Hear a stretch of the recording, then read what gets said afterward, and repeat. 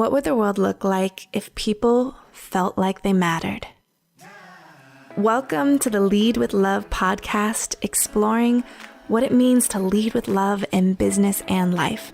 I'm your host, Jada Selner, and in this show, I'll share meaningful conversations to help you, the creative, the entrepreneur, the world changer, reach more people, go after your dreams, and serve your community with love.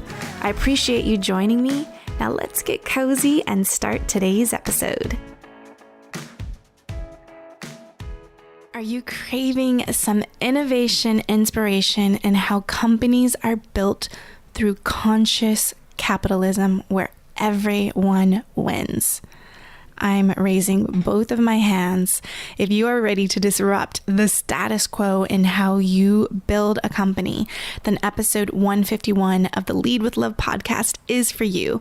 In today's conversation, I get cozy with serial entrepreneur, mama, and author Miki Agrawal. Now, Miki was named 2018 Fast Company's Most Creative People, also Young Global Leader by World Economic Forum, Social Entrepreneur of the Year by the World Technology Summit, and was one of Inc. magazine's most impressive women entrepreneurs of 2016. Miki co-founded Thinx at shethinx.com, and that's THINX, which is a high-tech period-proof underwear brand, and led the company as CEO to a valuation of over $150 million and to Fast Company's most innovative companies of 2017. And she most recently founded Tushy at hellotushy.com. And this is a company that is revolutionizing the American toilet category, which is just so wild. I just love the way that her brain thinks and solves problems.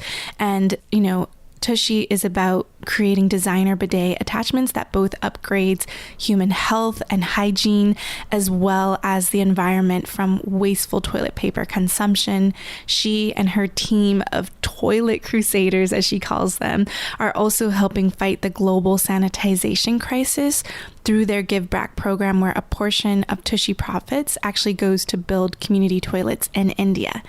And one of my favorite shows, Saturday Night Live, I like to snuggle with my husband. We usually watch it like on a Saturday morning, but they actually just recently covered Tushy after its Subway campaign was banned. So I will post a link to that video clip inside the show notes if you head over to jadaselner.com/151. Now, Miki is also the founder of the acclaimed farm-to-table alternative pizza concept called Wild at eatdrinkwild.com, with 3 locations in New York City, 1 in Guatemala, and 1 more on the way. Now, her ambition and creativity and contribution does not end there. She's also written 2 books, her first book titled Do Cool Shit, and her most recent Disrupt Her, that just hit the shelves. I'm so excited to dive into this conversation, so let's get cozy with Miki. Hey, Miki. Hello. I know I am catching you at the intersection of being out in the world and at home, and just all of the beautiful chaos that comes with doing life and being a mama. And one thing that I wanted to share with you, I didn't get to connect with you when I was there, but I actually saw you speak at the Yellow Conference in Los Angeles. And I'm just so inspired by your generous heart and humor and humility. And you just bring so much fire to the stage and your entrepreneurial journey. So I'm really excited to just dive into how you lead with love in your business. And so I always like to just start with, what does leading with love mean to you, and how do you put love into practice in your business? Yeah, I think leading with love actually is all about solving a problem. Sorry, my baby's leaving right now. Can you hear him? Yeah, bye, Okay. baby. Sending you Bye, my little bee. Bye, hero. I love you. You're my little bean. Mwah. Bye-bye. He has a little ear infection, so he's been like a little cranky. Poor baby. He's going to the library, which happens to be on my block. When we bought this house in Williamsburg, Brooklyn, had no idea the Brooklyn Public Library was on our block, like literally like less than 30 seconds from the front step of my doorstep. And there's like free programming for children every single day. It's like the equivalent of like $20,000 a year of private school for free for anyone who wants to go. It's crazy. I love the library so much. My daughter and I, we go every week, and she has her number, like 7 books, just trade in, trade out. It's such a valuable community resource that we have to tap into. Like nothing's free anymore. And all of a sudden we discovered the free, most amazing thing for our children. It was like an amazing day. I love it. And I love how old's your daughter? She's 11. So I'm almost 12 years deep into motherhood. What's that like? It's been beautiful. It's been a beautiful journey. We actually just decided to homeschool her. Smart. Because like when your kids are advanced, like my kid, he's like 19 months. He can read half the alphabet. He can read like 1 to 10. He can read his name. He's already like, he's just so active and so curious. I just don't know if the regular schooling system is for him, you know? Yeah. Yeah. And I think it's just being on call. That's what because I've been trying to homeschool her for a couple of years, and I would just always present the invitation and let it be a true choice for her. And so it finally came up where it's like she was ready. She still loves learning, has all that curiosity. And I could see just the dimming that was starting to happen as we got into middle school and the standardized testing and all of that. So obviously we love our children. I'm so happy to just capture a real moment of motherhood and getting to say bye to your little one. And we just love to come back to what does leading with love mean to you, and how do you put love into practice in your business? Yeah, I think leading with love really is all about sharing your gifts, sharing your value, creating things that are of value to people. And I think that for me, seeing issues in the world, in my community, within my own experience, and wanting to create solutions for not only myself, but for others too, to enjoy and to elevate their lives as well, I think is really the definition of leading with love for me. Yeah. And when you talk about, solving solutions, where did that come from for you, where you got this first inkling of like, I can solve people's problems, or I can, solve bigger problems in the world and make money at the same time? So I'm so curious about kind of like where that window for you was to kind of like make that first dollar in entrepreneurship. Yeah, I think that my parents were really the catalyst in the sort of, hey, if there's a problem in the community, a problem that you see, you don't have to have any resources or any relationships or anything. You just have to go and do it and just solve it and figure it out.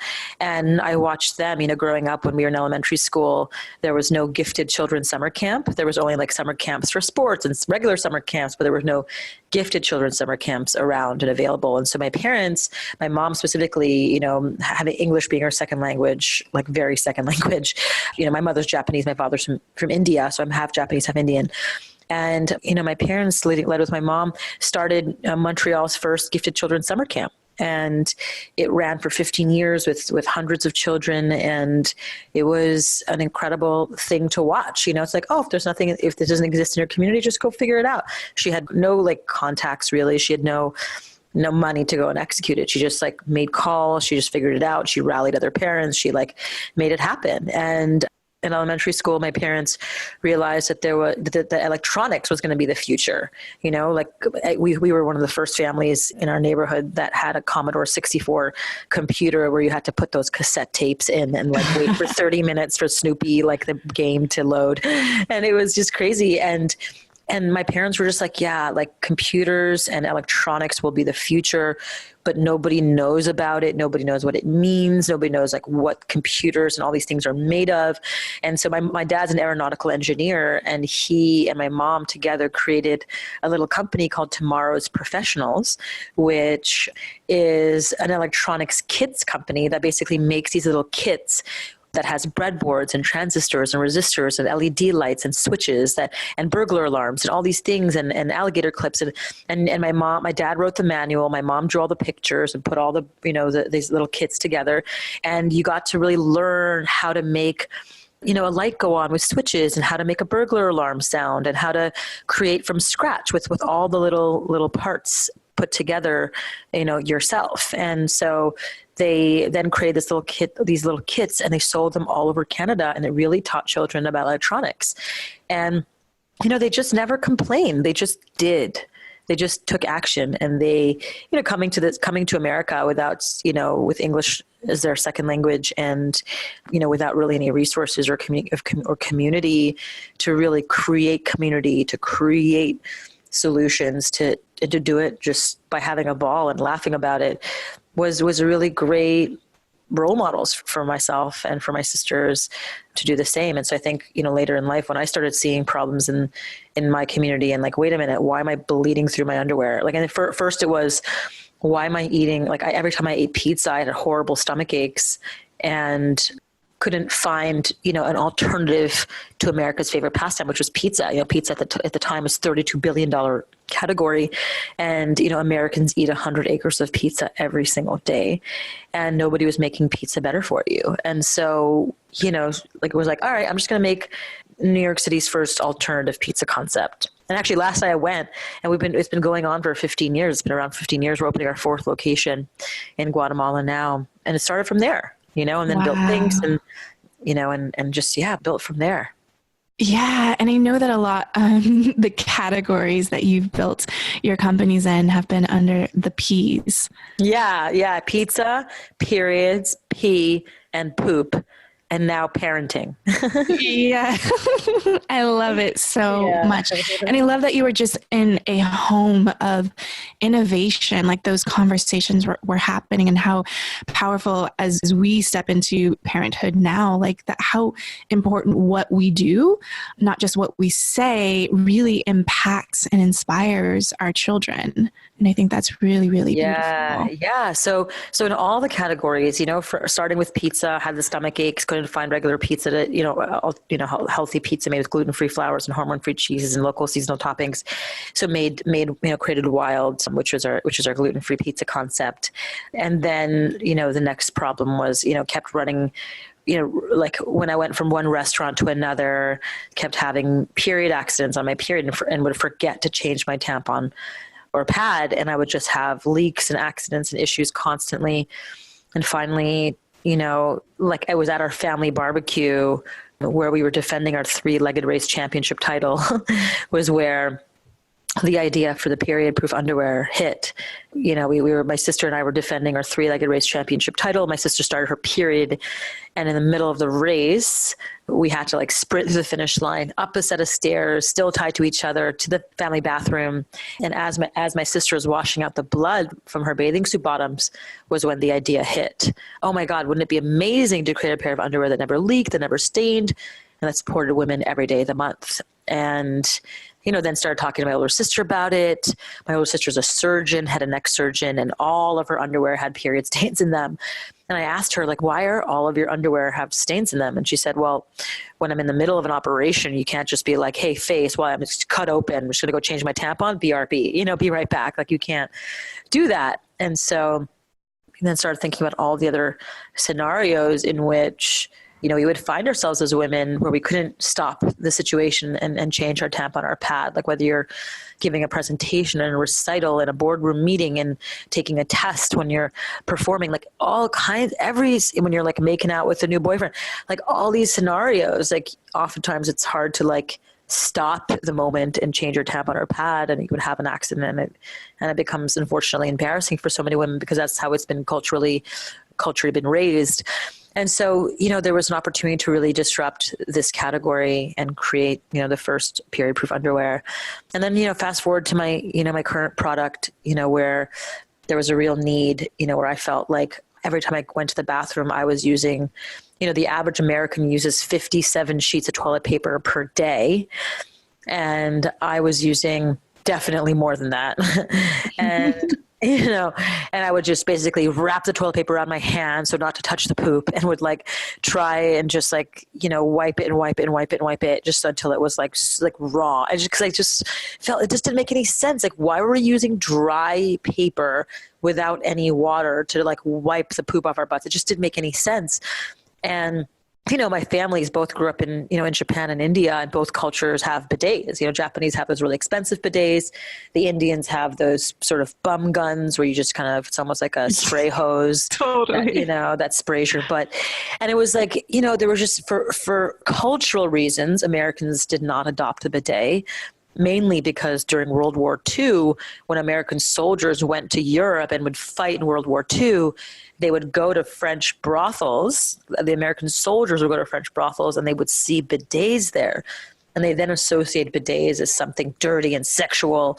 And so when they came back to puritanical America that was controlled by like really, sort of religious people, they were like, we were never in brothels. We think bidets are gross. We don't think they should, and people would just be super weird about it. And then they just never were adopted in this country. And so it's just a really interesting thing where, we're killing 15 million trees per year, flushing them down the toilet every single year. The Canadian boreal forest is literally being decimated for just consumption of toilet paper, which doesn't actually properly clean you. There are 30 million combined cases of chronic urinary tract infections, hemorrhoids, anal fissures, anal itching. All of these things are exacerbated by toilet paper and wet wipe consumption. It's just so bad for the environment, so bad for our, health and hygiene, so bad for our pocketbook. The average family spends about $500 a year on toilet paper alone. It's just a real racket. Yeah. I love this analogy that you shared when I saw you speak, which is like, we don't wash our face, the dirt off of our face with a dry towel. Yeah. It was just like really, really stuck with me. And if a bird pooped on your face, you wouldn't take a piece of paper and wipe it off. You'd wash it, right? Yeah. Right. And I know that, a part of your disruption and innovation is like tackling these topics and issues that are considered taboo by mainstream audiences. And I'm just curious for you, what has your experience been with, being in the media? There's always criticism, beautiful criticism, as well as not so great. And just like, what is your relationship with criticism from the outside? And then I'm also really curious of like, what's your inner critic on the inside as you build these innovative companies and disrupt the marketplace? Yeah, I mean, when you're dealing with critics on the outside, I think whenever you're doing anything disruptive, whenever you're trying to create something that's going to move society forward, you're going to run into pushback. You're going to run into people who want to call you names, want to take you down, especially if you've achieved a level of success. People want to take you down. I mean, it's just part of this weird societal, unfortunate preconditioning that we live in, this tall poppy syndrome. And I've certainly been on the receiving end of, really, really challenging headlines that were, very untrue, very unfair. But it was all lessons, it's like I in my book, Disrupt Her, I never talk about failure. I always talk about revelations. I replace the word failure with revelation. Like, what has been revealed to me in these experiences, both good and bad? Like, what have I learned? What will I not do next time? Like, how will I protect myself better? For me, it was really learning that, like when you're disrupting societal conditioning and, thinking, people will try to, society will try to maintain its form, and they will do whatever it takes to maintain its form and try to discredit, the disruptors who are attempting to move society forward. And so I never thought it would happen, to me and for me, but it did. And I think so much of my lessons in my book and so much of the things I've learned have stemmed from this challenging experience. And so I'm so grateful for it. I'm so grateful that I experienced a really tough thing. Because I think if you only experience like, wow, the company grew and it was amazing and we changed culture and it was blah, blah, blah, it was wonderful, it would kind of be like a bore, and I think that, right. It was a really painful, fall, and a media created fall, obviously. And I learned from that. I learned that, media is really fickle. They definitely, doesn't matter if you just met that person, invited them into your home, they will write us a mean story if it would help their cause. And I learned that, it's really important to hire the right people and to spend some time hiring to really do background checks. I really learned that the hard way. I learned, to really protect myself, better with more policies in place, an HR program. Even if you're a startup, it doesn't make any sense. Most people don't have HR people until they're at least 50, to even 100 people. One of my, many of my friends who started major companies didn't have their first HR person until they're 100 people. But, it's having experienced what I did, just having a good HR manual in place would have definitely supported, what I experienced, and, just so many of those things. But I think it's all lessons. It's all beautiful. It's all important. You can't experience the highest of highs if you haven't experienced the lowest of lows. And I think life is all about experiencing all of them, because if you're living a life that's too safe and too conformist because you don't want to deal with the tough times, then to me, you haven't really lived at all. And so I think it's all about really pushing your boundaries and seeing how the world reacts, and then being like, wow, that was interesting. Like, that was a really interesting experience. There's this really great quote by this writer this English writer who said, I want to skid to death's door sideways, not in a well-preserved body. And I want to have experienced everything, in life. And I think that's really how I feel too. I want to experience the highs. I want to experience the lows. I want to experience the pains. I want to experience, the depths of betrayal. I want to experience sadness. I want to experience the most uplifting, joyful things. Like, it's, why not? Why, before you die, feel everything. Yeah. So there's something really poetic and beautiful about that. Yeah, there's this image that pops up for me. My daughter has a little lovey still. His name is Buds, and he's almost been lost in like China. He's been to Europe. Like, he's like torn up, ears falling off, but like that is like a well-loved little being for her, that there's this, that's just like the visual image that pops up for me of like well-loved, well-experienced, to really have of all of those like bruises and cuts. And I'm curious, from the setbacks that you've experienced, what was the kind of the self-care menu that you built with yourself to build the resiliency and move forward? Yeah. This is the most important part, I think. And I talk a lot about that in my book. And I think, had I not gone through this really challenging experience, and I would have really had to practice flexing these muscles of overcoming. And so I'm so grateful for that again. And so what I learned and practiced with my coach, I have an amazing leadership and life coach who really helped me, navigate this challenge. Well, my whole life, all the whole highs and the lows, the whole thing, the last 6 years, she's been my coach. So she's been, through all of it with me. And what we practiced together was just becoming a warrior gatekeeper of my mind. And that's all in Disrupt Her. And the idea is, how to practice being a warrior gatekeeper of your mind is basically you have to really be aware of all of your thoughts that enter your brain and catch them, as your thoughts are coming in, and you have to practice. It's the flexing your muscles of catching your thoughts and seeing what you're going to allow to enter your mind space. Cause that's a space. And so you kind of create a gate to your mind space, and you kind of let thoughts come to the gate and ask yourself, okay, do I want to let this thought in my gate or not? And you practice catching the thought. You practice naming what those thoughts are. Oh, there's Mean Margie coming in. Oh, there's dramatic Diane coming in. Oh, there's, it's just like there's Eeyore coming in. And you just say, okay, like I'm going to catch those thoughts and I'm going to just file them. And I'm going to say, okay, that conversation is for Tuesdays with my lawyer. I don't have to let it enter my mind space until then. And the rest of the time, and then it sort of clears the space for creativity. Again, it clears the space for the next thing. It'll clears the space for, my love and my family and my community and all the great, wonderful things in my life.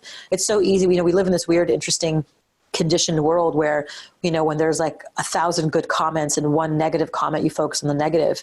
In my life, like I feel, very lucky that I have so much love, in my community and in my home that, it's like when you go through something challenging, to have a really incredible community that holds space for you, so important. And then having a really great coach that really helps be an outlet for you to practice being a warrior gatekeeper of your mind. It also is very, very important to let yourself process the experience, because I think a lot of people oftentimes suppress and then just be like, I'm fine, I'm going to keep moving, I'm fine. My coach gave me a timeline. She's like, okay, you have the next 2 weeks to cry, to get upset, to really freak out, to really mourn the loss. But then, I'm going to give you, have a timeline for it, because anything after that just becomes boring. It's just like, now you're going to keep mourning and you're going to keep mourning and you keep mourning. And it's like, you're done. Like, like my experience with, and it was such a beautiful experience for me was, I like my identity a lot was sort of like, married to my businesses in a lot of ways. And so it just sort of like gave me a real opportunity to be like, oh, no, this is just one part of me, and I birthed that, I raised it, I nurtured it, I made it happen. And now it's an adult, and now it's in the world in a different way. And that's totally okay.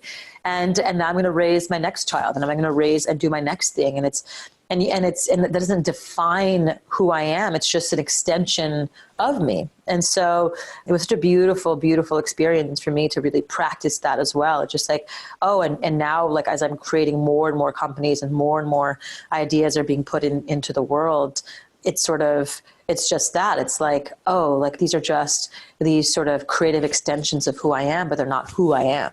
Yeah. So yeah, it was really powerful. The whole experience was such a gift in the end. Yeah. And I know you've mentioned your newest book, Disrupt Her, a manifesto for the modern woman. And what's been exciting and challenging about the book writing process, especially how would you compare it to your writing process from your first book, which is Do Cool Shit? Yeah. I mean, both of them were really story driven. And so, my mother-in-law, Andrew, my husband's mom, is really the one who encouraged me and sort of inspired me to write my books. And she's a 10-time published author. She just came out with her new book called Some Days, Not a Day in the Week. It's amazing. You definitely check it out. And, the way she thinks about the book writing process is the way I've now adopted, which is the sort of 70-10-10-10 principle of writing a story and coming up with, your sort of your story arc. Now my husband is also now a book shepherd and also a speech coach, and helps people really think about their speeches through the story arc as well. You can check out his stuff at itsandrewhorn.com. He's amazing, and he coaches so many people on really getting their message across with exactly what they want to say and how they want to say it. But the 70-10-10-10 model is basically 70% story. So what's the story? And then the 10% is aha. What's the aha moment? And then the next 10% is the action. Like, what is the action that you took after you had the aha moment? And then the final 10% is the ask. Like, what are you asking the audience to really think about and take away? And so to really kind of lay the book out in sort of leading mainly with the storyline was so important. And so I basically put these cue cards together and just put all these stories I wanted to tell on these cue cards. And then while I had the cue cards, I started putting the takeaways together. Oh, what did I learn from this story? What did I learn from that story? What did I learn from this story? What did I learn from that story?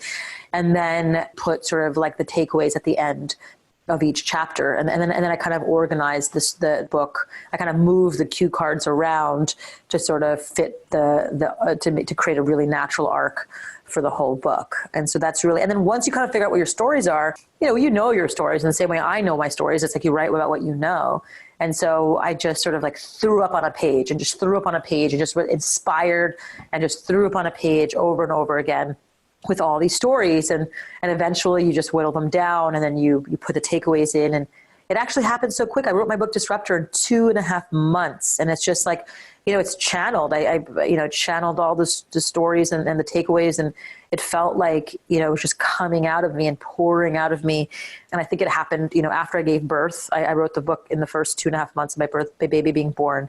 And after I went through a really, really challenging experience in my previous company, and I just had so much to say and so many lessons that I wanted to share, and so many, learnings I wanted to share. Yeah. I mean, it feels like just a beautiful way to process and also transform yourself. And I'm actually writing my second book right now. And all those alliterations and A's, I'm like, ooh, ooh, ooh. So thank you so much for sharing that, because it is like humans are connected and driven by story.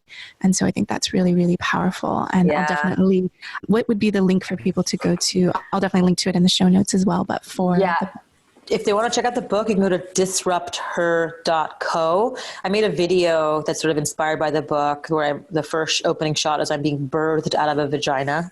So definitely check out disrupther.co, and you can literally, it links to the Amazon page to buy the book right there. But definitely, worth watching the video, I think. I'll include the video in the show notes. Yeah, sweet. That's amazing.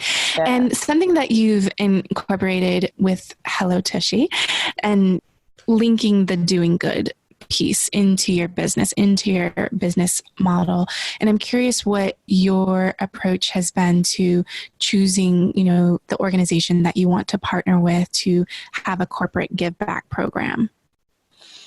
Yeah, I think it always has to relate to what your offering is, right? So I think if it's like you have a t-shirt company and you're giving people like chocolate bars or like, health bars, it just doesn't quite it feels like it's just sort of like an afterthought, right? Mm-hmm. And I just feel like it should really be woven into your business idea from the very, very beginning. And like for me, if you think about like, the buy one, give one, like what worked with Tom's or Warby Parker, right? For every pair of shoes you give someone a pair of shoes to somebody in need who doesn't, if you don't have shoes, you can't go to school, and eyeglasses. It's like if for every pair of eyeglasses that you buy for $99, which is cheaper than what you usually would spend on glasses, we give, they give a pair of eyeglasses to somebody in need who can't sew or do any labor work if they can't see properly and do like small, stitching work. And so those eyeglasses are really important for people in the developing world, big time for them to even have jobs.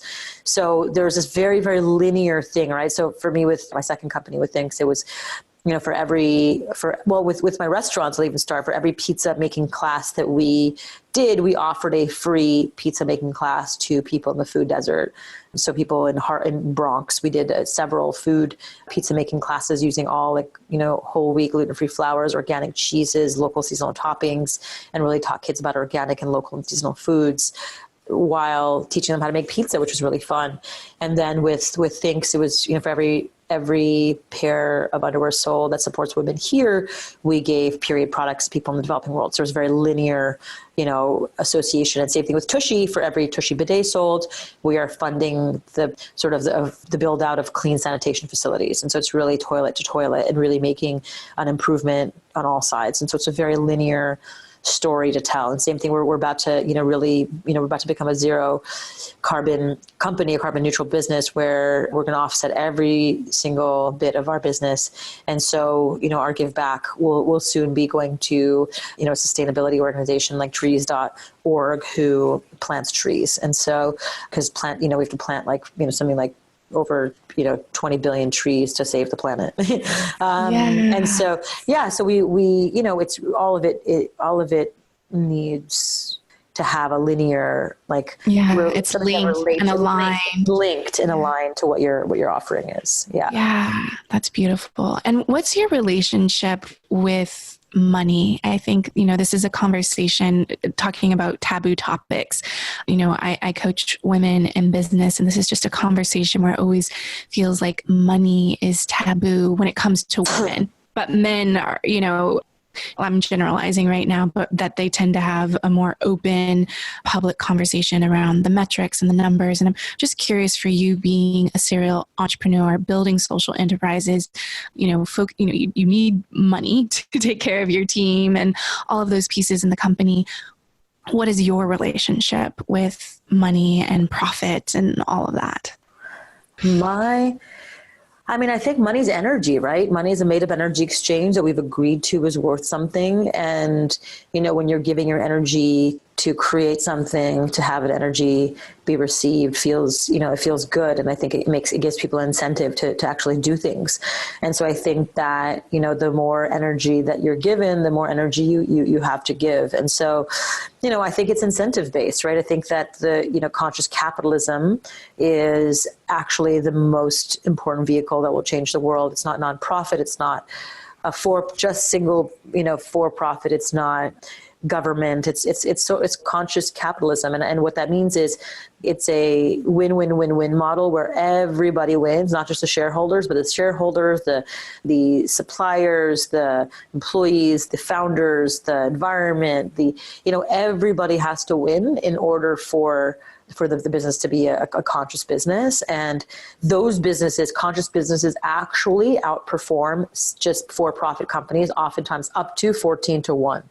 And so if you actually think about what's best for the business, it's to create a win-win-win-win model.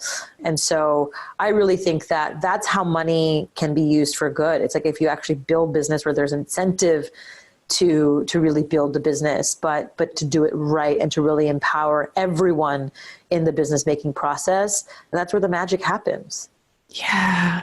And how do you balance your ambition with building companies and also raising a family now that you're a mama?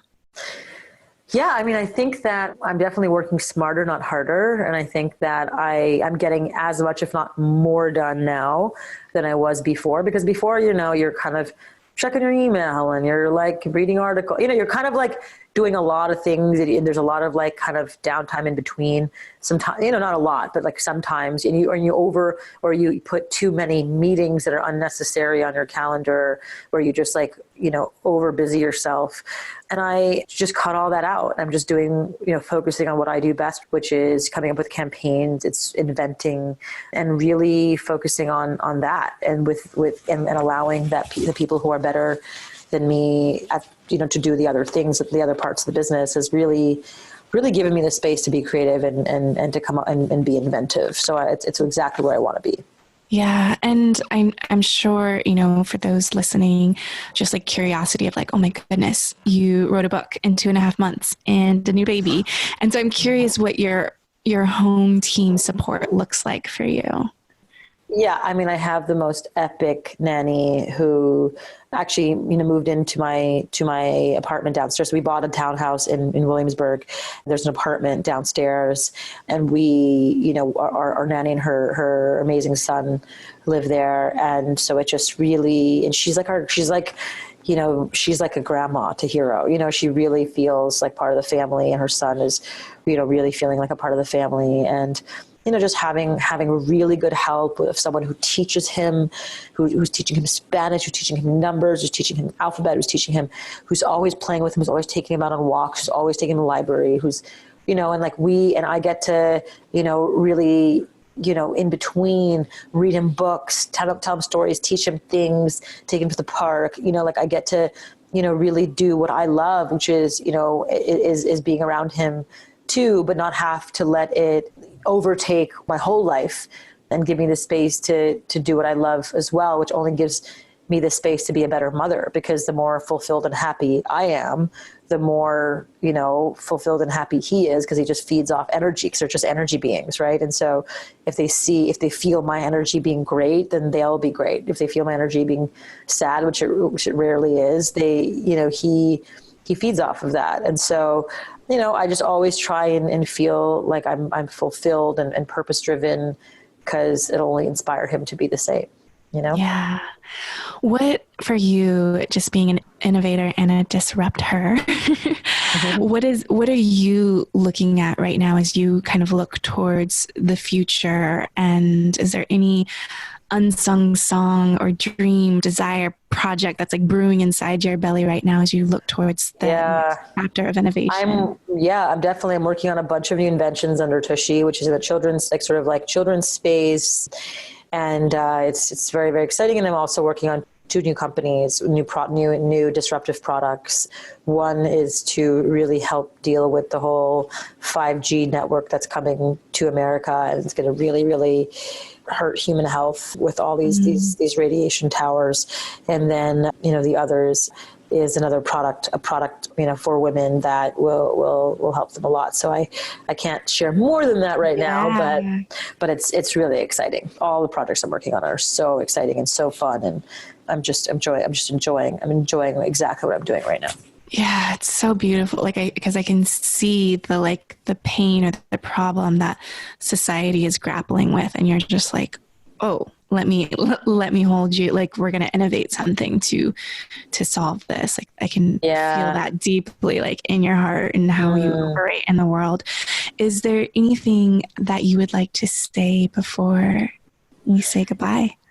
I definitely would love for everyone listening to really challenge yourself to think disruptively, and to look at every aspect of your life, to question, like, am I doing this because it's just been done like this before, or because it really feels authentic and in integrity with what I feel? Would love for you to check out my book, Disrupt Her. It does give, women sort of perspective and an understanding of historical context of where a lot of societal preconceptions came from. And so once you understand where these things come from, you're kind of like, oh, really? I can disrupt that right now for myself and really have agency within myself to create the exact life I want. And I'm excited for everyone to read the book. So check it out, Disrupt Her. Also check out Tushy. Go to hellotushy.com. Do not go to tushy.com. It's a porn site. Go to hellotushy.com and change your life, save trees, save your health and hygiene, save your pocketbook. Change your life. I swear to God, it's like the best thing. I can't live without my Tushy. So check out hellotushy.com. I love it. I love it. It was such an amazing just conversation to have with you, Miki. Yes. Enjoy the rest of your day, innovating, disrupting, and all that goodness. And you too. Your little one, lots of squeezes. I will. You too. Be all well. Right. Thank you so much for your heart and attention in listening to Lead with Love. If this message, leading with love in life and business, and remembering the humans and beating hearts behind the numbers and all of that good stuff, I would love for you to take the time to leave an honest review. It would mean the world to me, and it also helps more people find out about the goodness and helping spreading more love in the world, which we really, really need. So I would really appreciate that, and I'll talk to you soon. Bye.